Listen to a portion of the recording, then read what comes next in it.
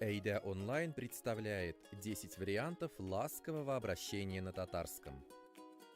Матурам. Мой красивый, моя красавица. Самое распространенное ласковое обращение на татарском, применительно как к своей паре, так и по отношению к любому человеку. Бэбкэм. Применяется к детям, людям значительно младше вас. Бэбке – птенец, часто гусенок или утенок. Таким образом, взрослые часто ласково обращаются к младшим. Кадерлем. Кадерле – дорогой, ценный, драгоценный. Только подумайте, как красиво обратиться так к близкому человеку. Жан кисягем. Жан – это душа. Жан кисягем переводится как «часть моей души».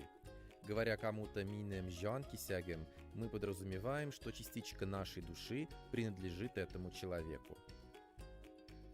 Сиеклем. Сию означает «любить». Сиекле – это «любимый», «милый». Добавляем сюда притяжение «мой» и получаем красивое обращение к любимому человеку. Бягрем.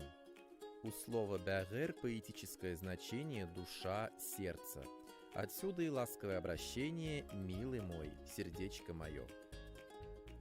Иркем. Ирке – ласковый, нежный.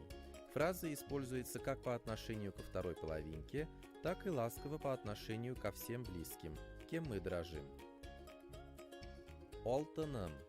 Переходим к минералам, и это не шутка, ведь алтен переводится как «золото». Обращение переводится как «моё золотце, золотой ты мой». Кугарщенем. Сравнение с голубем не всегда кажется нормальным, но так сложилось, что и в татарском, и в русском существует такая фраза, как «голубка моя». Жимешем.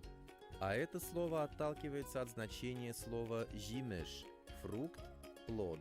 На русском фраза «мой фруктик» звучит не очень, но на татарском она звучит весьма органично, просто поверьте. Больше красивых фраз можно найти на нашем сайте. Подписывайтесь и ставьте лайки. Изучаем прекрасный татарский язык вместе с Эйда Онлайн.